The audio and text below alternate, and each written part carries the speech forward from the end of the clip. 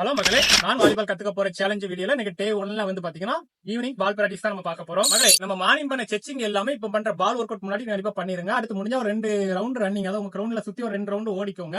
முடிச்சு இந்த பால் பிராக்டிஸ் கண்டிப்பா பண்ணுங்க, இம்ப்ரூவ்மெண்ட் இருக்கும். வாங்க வீடியோக்குள்ள போலாம். ஃபர்ஸ்டா பாத்தீங்கன்னா ஃபிங்கர் அப்புறம் அன்ராம் எப்படி கத்துக்கலாம்னு தான் பேசிக்கா பார்க்க போறோம். நீங்க வாலிபால செட் பண்ணும்போது இந்த பொசிஷன்ல ட்ரை பண்ணி பாருங்க. 10 விரல் படுற மாதிரி கரெக்டா ஃபிங்கரிங் கத்துக்கோங்க. பிராக்டிஸ் நம்பர் 1 பாத்தீங்கன்னா இந்த மாதிரி ரவுண்ட் போட்டு வச்சுக்கோங்க. இந்த பாடி ஸ்டைல்ல 3 செட் 50 பால் விடாம கரெக்டா கம்ப்ளீட் பண்ணிருங்க. செகண்ட் இந்த பொசிஷன் வந்துக்கோங்க. இதுல வந்து பாத்தீங்கன்னா உங்க கையில 1 செகண்ட் பால் ஹோல்ட் பண்ணி மேல போகணும். இந்த மாதிரி ட்ரை பண்ணி இதுவே 50 பால் கம்ப்ளீட் பண்ணிருங்க.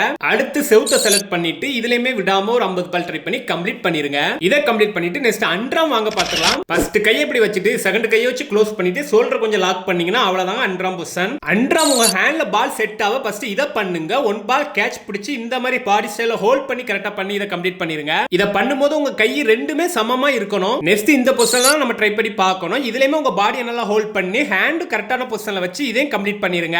அடுத்து சுவத்தை செலக்ட் பண்ணி இதுல ஃபுல்லா பாத்தீங்கன்னா உங்க மைண்ட் கண்ட்ரோல மட்டும் தான் நீங்க பாலை மூவ் பண்ணி கரெக்ட்டா கண்ட்ரோல் பண்ணணும். நான் வாலிபால் கத்துக்க போறேன் டே 1 பாத்தீங்கன்னா நம்ம இப்போ கம்ப்ளீட் பண்ணிட்டோம். நல்லா லேண்ட் முடிச்சிட்டு எங்க ஒரு ஸ்விம்மிங் பூல்ல போய் ஒரு குளியல போட்டுட்டு இன்னைக்கு டேயை கம்ப்ளீட் பண்ணியாச்சு. வாலிபால் பாத்தீங்கன்னா ஒரு 3 மணி நேரம் கரெக்டா விளையாடுவாங்க. அடுத்து 2 மணி நேரம் பாத்தீங்கன்னா இந்த மாதிரி கிணத்துல வந்து நல்லா குளிப்போம். நல்லா நீச்சல் அடிக்கிறது இயற்கையான உடற்பயிற்சி உடம்புக்கு. கிராமத்து வாழ்க்கைனா இதுதான். ஓகே, நாளைக்கு பார்க்கலாம்.